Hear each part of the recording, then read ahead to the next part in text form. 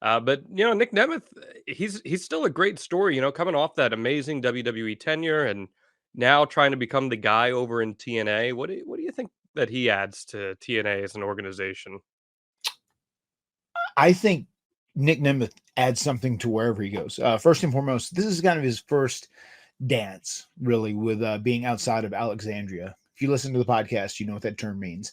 Alexandria means you're in a comfort zone, like the WWE or like you're with AEW, and you're going outside, stepping outside of the walls of safety and security, and you're really making your own journey. You're out there with the walkers, you're out there with the zombies, you're having to fight for everything you get, but there is a great life to be met out there if you work hard and you bust your ass, especially if you have the TV time, of a WWE behind you. And Nick has obviously had that. He was there for 18, 19 years. And the fact that he's doing some New Japan stuff, he's doing TNA, he's doing some indie stuff, he's doing AAA in Mexico. That's what it was, right? AAA.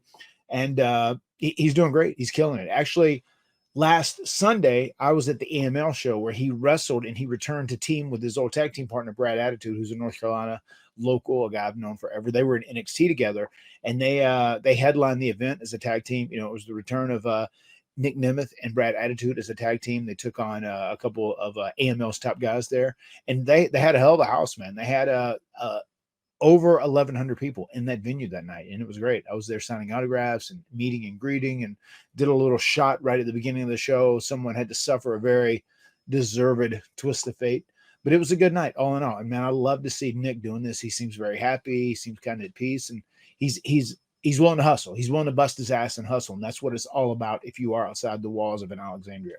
People looked at him for so long as the next coming of Mr. Perfect, the next coming of Shawn Michaels, and he achieved a lot of success in WWE. I don't want to take anything away from him, but it always kind of felt like while everyone knew he could have been here, he only really got to here. Why do you think that was?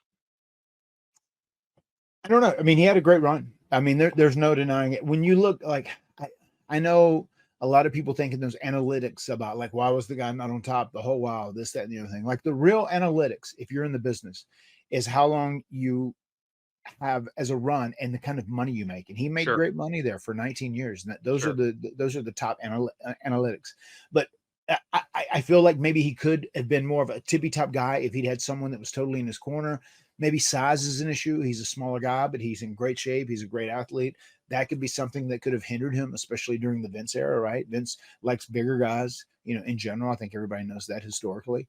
But he's super talented in the ring. He's super smooth. Once again, I say this to this day, and I might actually change my Matt fact tonight and make this a Matt fact as well. But Nic Nemeth took the best side effect that I've ever given. Like, I loved working with him on the road and house shows because he always took the best side effect. He would take the side effect and go like high angle, like land on his upper back and shoulders, and then he would spin and see if he could do a 360. A lot of times he would get 180, but sometimes he could spin all the way around on his shoulders. It was so unique, but so cool. Well, I think that's one of the things that makes him so special. I think many people would look at Nic Nemeth, Dolph Ziggler, and say, this guy's a top 5 seller in WWE history. I mean, when you have someone who's willing to give that much to your move, what does that do for you as a performer?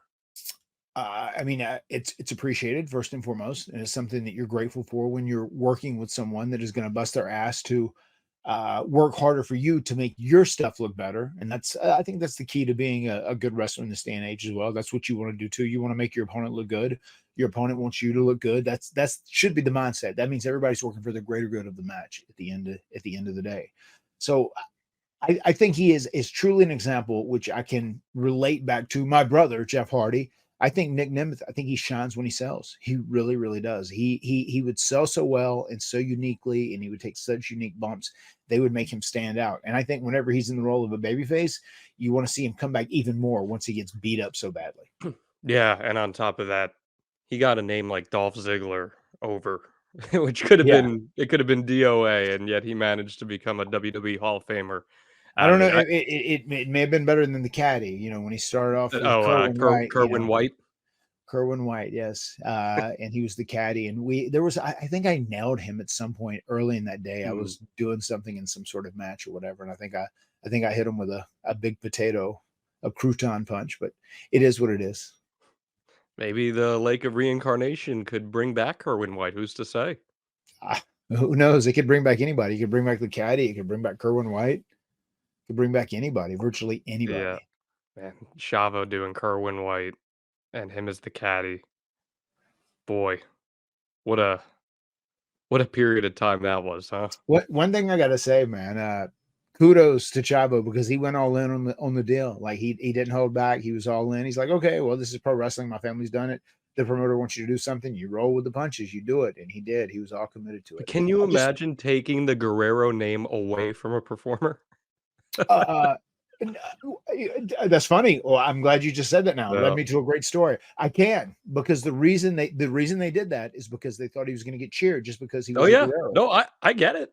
That's why. So let me tell you this: when I split from Jeff, Paul Heyman had an idea to take away the Hardy name from me that he had pitched to me. He said just because it's just it gets cheered, it just elicits a reaction.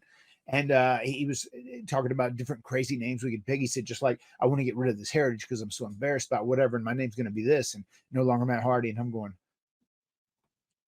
I would rather stick with my name. It's my real name. I own it. So if I build something, I want to be able to own this. So thank you. We'll stick with Matt Hardy. I'm cool with that. I'd been around long enough at that point. I knew to stick to my guns on that one. Yeah.